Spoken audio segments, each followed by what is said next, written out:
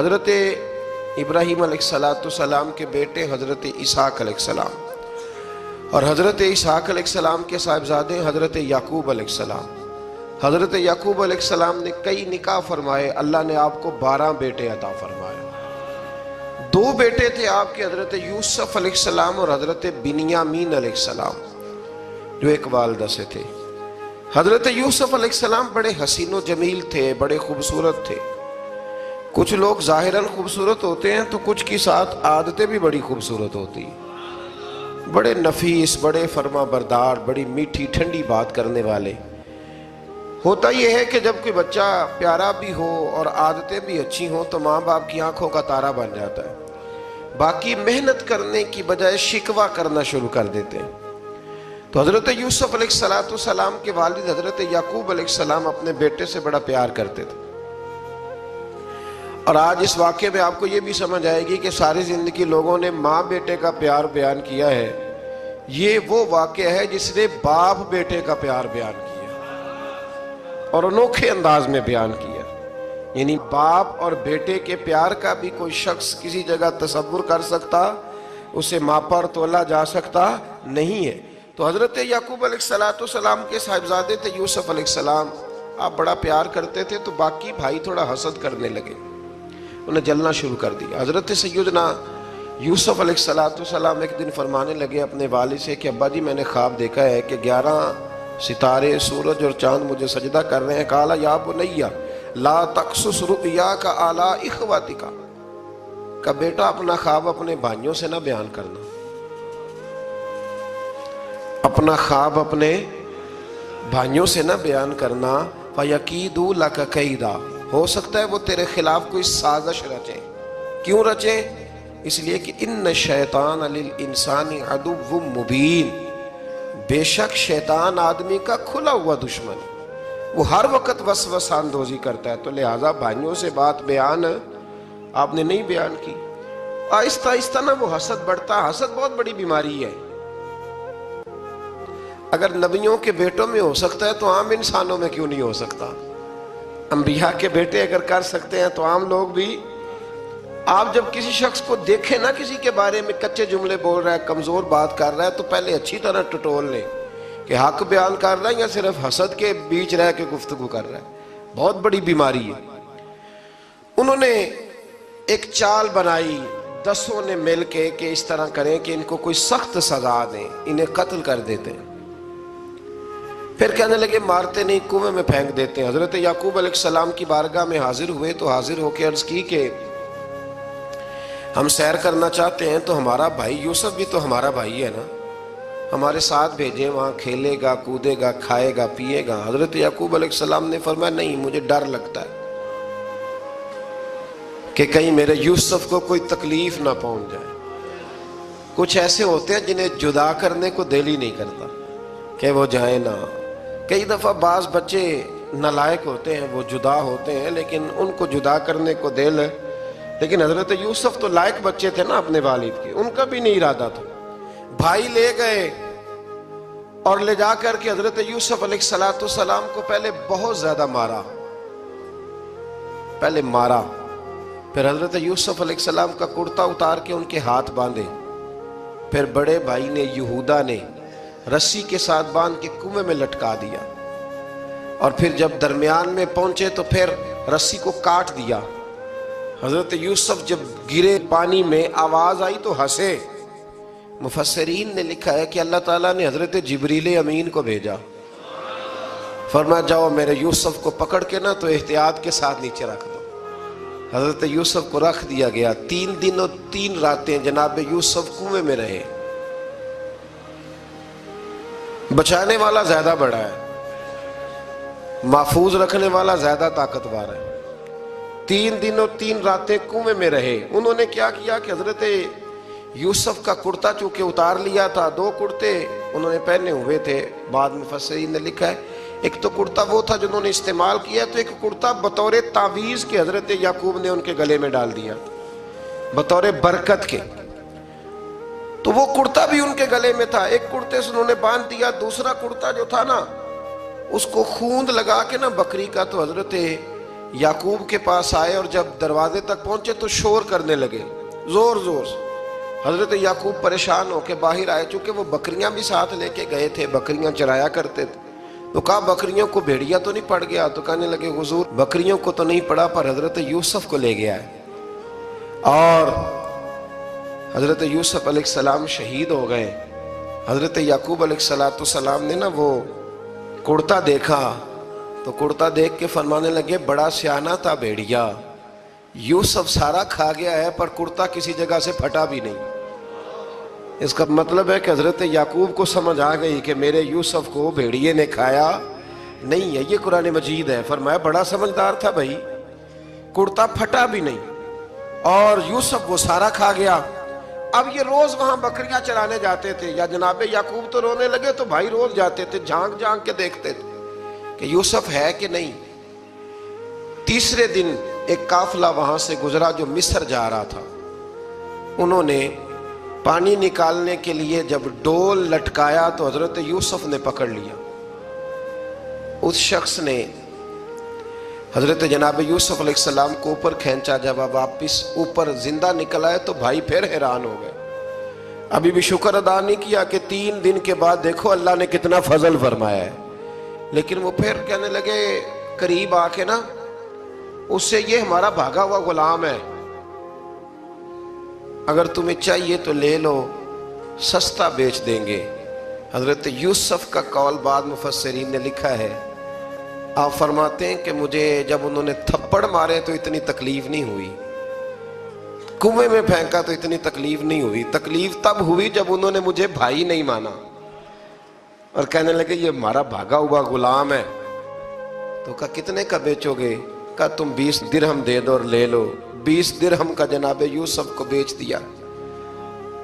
वो ले गए मिस्र की मंडी में, वहां कीमत लगने लगी, कितने हजार, इतने हजार, इतने हजार। अल्लाहु अकबर। जनाब यूसुफ कहते मैंने वो रंग भी देखा कि जब मेरा बाप सबसे बढ़कर मुझसे प्यार करता था और आज मैं वही यूसुफ हूं जिसकी बोलियां लग रही, जिसकी बोलियां लग रही। अजीज मिस्र आ गया, मिस्र का जो माले खजाना का मालिक था वो शख्स आ गया। इसमें भी कई अकवाल हैं कि वो बादशाह था कि क्या था। बहरहाल अजीज मिस्र आया, खजानों पर कब्जा उसी का था। उसने हजरत यूसुफ अलैहिस्सलाम के वजन के बराबर सोना तोल के दिया, वजन के बराबर चांदी तोल के दी, वजन के बराबर उसने हीरे जवाहरात दिए, फिर घर ले गया। और जनाब यूसुफ अलैहिस्सलाम फरमाते हैं मैं एक आजमाइश से निकला, जब घर आया तो बड़े सुकून से रहने लगा। अजीज मिस्र ने अपनी बीवी जुलेखा से कहा इसका खास ख्याल रखना। फरमाते मोहब्बत मिलने लगी, प्यार मिलने लगा, घर में मैं बड़ी खुशी से रहने लगा। पर अल्लाह को कुछ और ही मंजूर था।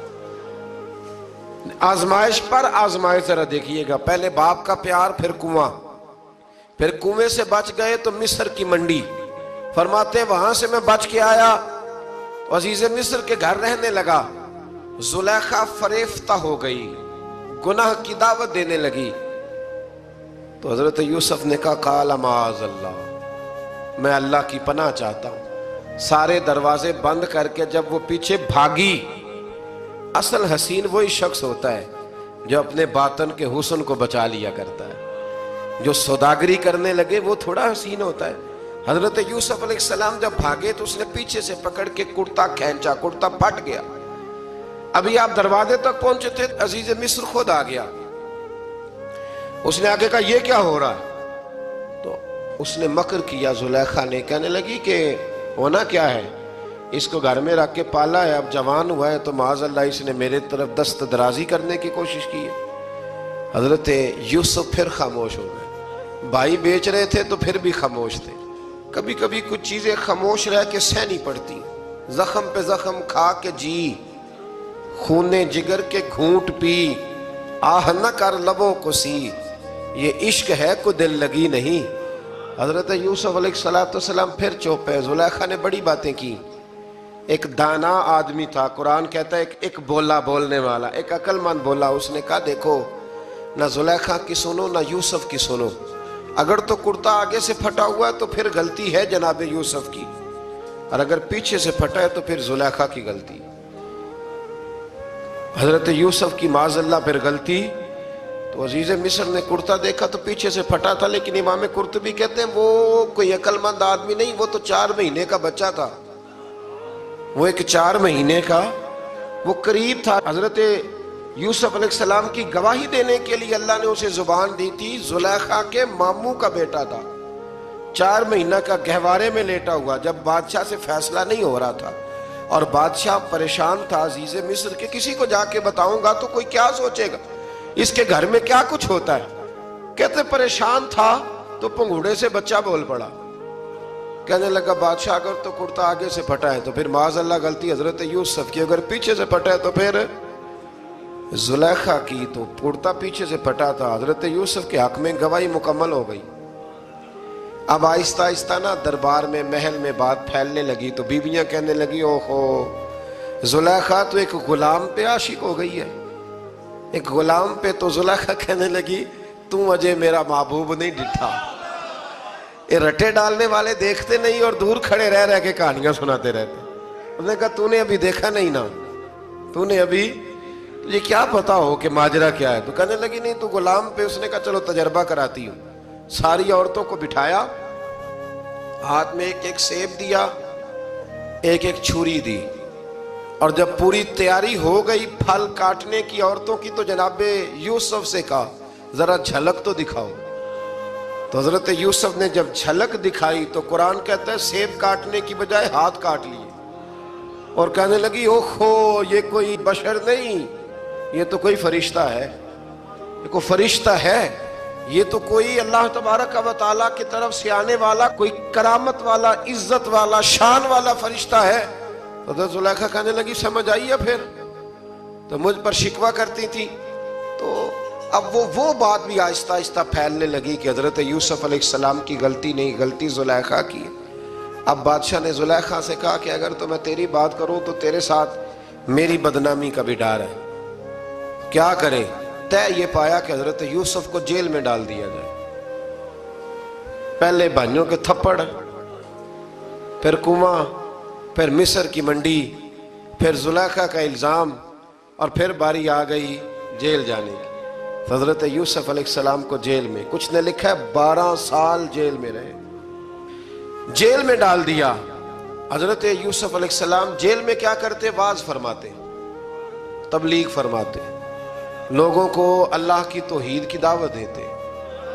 وہاں جیل میں نا ایک شخص نے خواب دیکھا، اس نے دیکھا کہ میرے سر پہ نا پرندے کھا رہے۔ تو حضرت یوسف کہنے لگے اس کی تعبیر یہ ہے کہ تجھے قتل کیا جائے گا اور تیری لاش کچھ دیر پڑی رہے گی تو پرندے تیرے سر پہ آ کے بیٹھیں گے، یہ تعبیر ہے۔ ایسا ہی ہوا، واقعی وہ شخص قتل ہو گیا۔ ایک شخص نے دیکھا کہ وہ شراب کشید کر رہا ہے، اس نے بھی تعبیر پوچھی تو آپ نے فرمایا تو اپنے بادشاہ کو پلائے گا۔ محسوس ہوتا ہے کہ اتنی دیر تک شراب ناجائز نہیں تھی، تو اس کو شراب پلائے گا، یہ اس کی تعبیر ہے۔ وقت گزرتا گیا، وقت جو ہوتا ہے نا، وقت یہ خود بخود لوگوں کی بے گناہی ثابت کر دیتا ہے۔ ایک وقت میں نا پراپوگنڈا ہوتا ہے تو ہر آدمی پراپوگنڈے کا شکار ہوتا ہے، پھر جب وقت گزرتا جاتا ہے تو خود بخود وقت کا گزرنا کچھ چیزوں کا خود بخود حل بن جاتا ہے۔ حضرت یوسف علی نبینا علیہ السلام کو جب 12 سال بیت گئے تو بادشاہ نے، عزیز مصر نے خواب دیکھا۔ اس نے خواب دیکھا کہ 7 موٹی تازی گائیں دبلی پتلی گائیں کو کھا گئی، اور 7 خشک بالیاں ہیں اور 7 سرسبز و شاداب بالیاں ہیں۔ اپنے وزیر سے کہنے لگا کوئی تعبیر والا بندہ ملے۔ اس نے کہا کہ ایک بندہ ہے جس کی تعبیریں بڑی سچی ہیں۔ کہا وہ کون؟ کہنے لگے جناب یوسف۔ تو قید خانے میں پیغام بھیجا حضرت یوسف کو کہ خواب کی تعبیر بتائیں، تو جناب یوسف نے یہ نہیں کہا پہلے مجھے باہر نکالو، یہ نہیں فرمایا۔ فرمایا تعبیر یہ ہے، یہ جو 7 خشک بالیاں دیکھی ہیں نا، اس کا مطلب ہے کہ 7 سال تنگ دستی رہے گی، اور 7 سرسبز بالیاں دیکھی ہیں تو پھر 7 سال اللہ خوشحالی دے دے گا۔ اور فرمایا یہ جو تم نے گائیں دیکھی ہیں موٹی تازی وہ کھا گئی، فرمایا اس کی تعبیر یہ ہے کہ کوشش کرنا کہ جو تمہارے پاس دن یہ چل رہے ہیں جن میں سرسبز و شاداب ہے کھیتیاں، تو 7 سالوں کے لیے اناج جمع کر لینا، بالیوں کے اندر ہی رہنے دینا، باہر نہ نکالنا۔ اور پھر اگلے جو خشک سال ہوں گے نا، وہ یہ جو جمع پونجی کی ہوگی نا، اس کی برکت سے وہ 7 سال آسانی سے. اس پر ہمارے مفسرین نے لکھا ہے، اس آیت پر.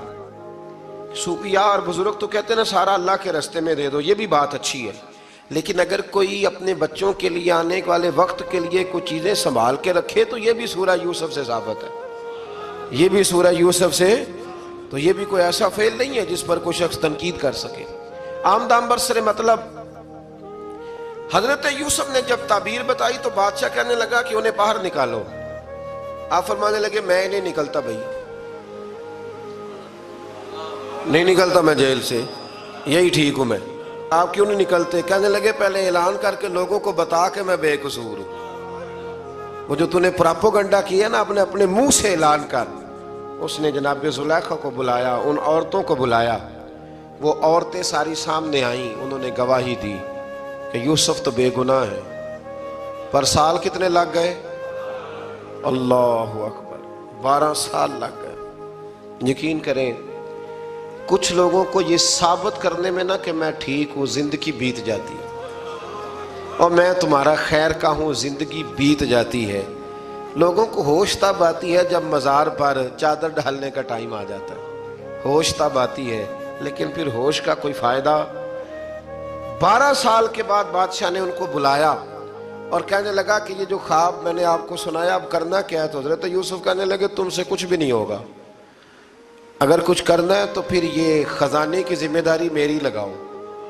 اگر کوئی قابل آدمی ہو تو وہ آگے بڑھ کے بات کر سکتا ہے. یہاں ہر بندہ ہی آگے بڑھ کے کہتا ہے مجھے دے دو ڈیوٹی، لیکن قابل ہو تو وہ آگے بڑھ کے بات کرے اور سمجھے کہ میرے علاوہ کسی کے لیے مشکل ہے تو پھر وہ آگے بڑھے.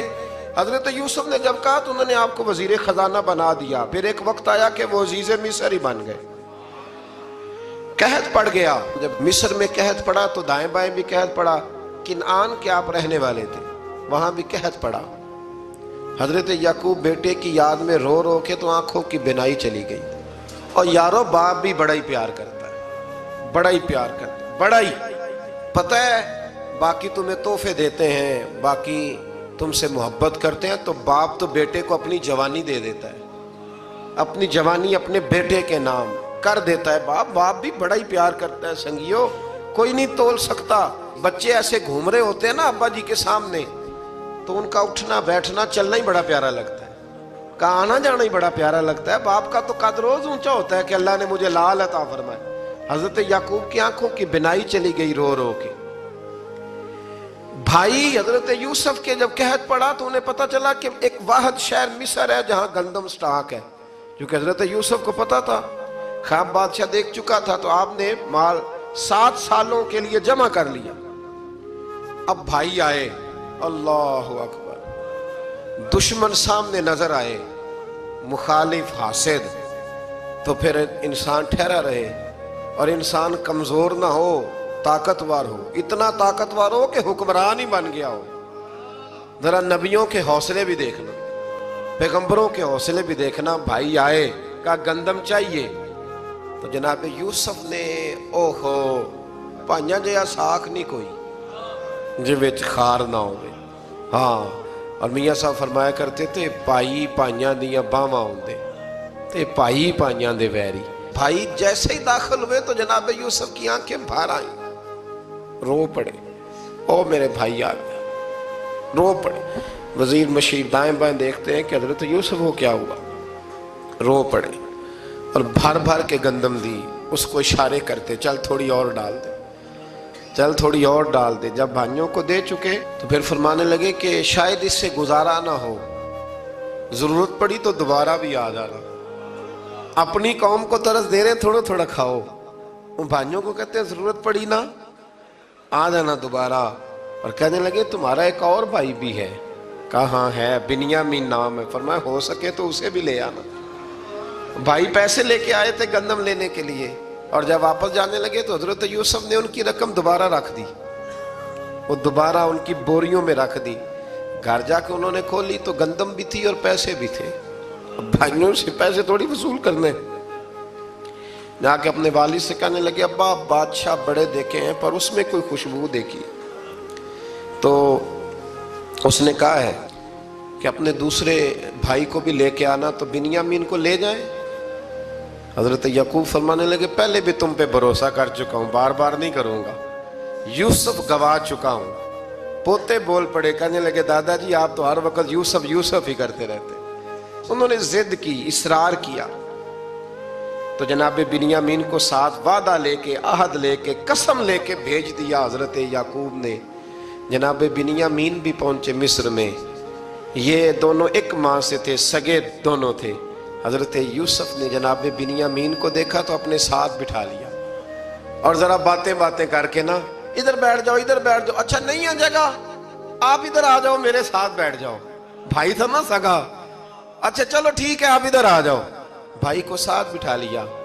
ابھی جب چیزیں دینے لگے تو کان میں کہنے لگے، وہ پریشان تھے نا حضرت بنیامین کہ یہ بندہ کیا کر رہا ہے، تو کان میں کہنے لگے میں بھائی ہوں تیرا، میں یوسف ہوں۔ تو اس طرح کہا یار تھوڑے دن میرے پاس رہ نہیں جاتا؟ حضرت بنیامین کہنے لگے رہ جاتا ہوں۔ رہ گئے جناب بنیامین۔ اب کہا نہیں میں نہیں بھیجوں گا۔ کچھ لوگوں نے یہ لکھا ہے کہ حضرت بنیامین کے جو بوری تھی اس کے اندر انہوں نے تھیلے کے اندر شاہی پیالہ رکھ دیا اور فرمایا اس کو ہم نہیں جانے دیں گے، ہمارا پیالہ کیسے، یہ نہیں کہا کہ یہ چور ہے، کہا پیالہ کیسے آیا اس کے تھیلے پہ، لہذا یہ ابھی ہم رہے گا ہمارے پاس، دیکھیں گے۔ وہ باقی چلے گئے تو یہودا کہنے لگا کہ میں نہیں جاتا، میں یہیں ٹھہروں گا، اس لیے کہ میں باپ کو کیا بتاؤں گا کہ پہلے بھی میں کرتا میں ہی لے کے گیا تھا یوسف کا، اب میں کیا بتاؤں گا۔ واپس گئے اور جا کے بتایا کہ جناب بنیامین کو انہوں نے رکھ لیا ہے، معاملہ بن گیا ہے۔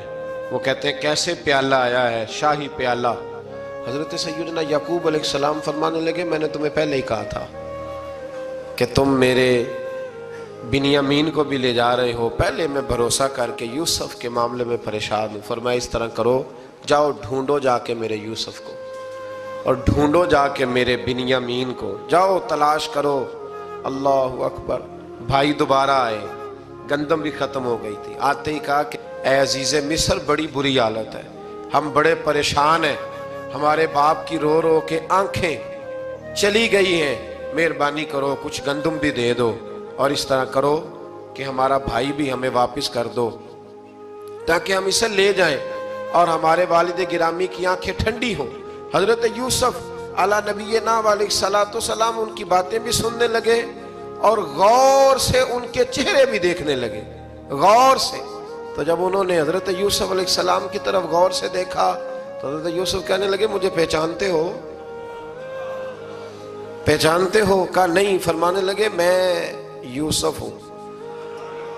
قال انا یوسف، کہنے لگے میں یوسف ہوں، اور حضرت بنیامین کی طرف اشارہ کر کے کہنے لگے وَهَذَا أَخِي، اور یہ میرا بھائی ہے، میں یوسف ہوں اور یہ میرا بھائی ہے۔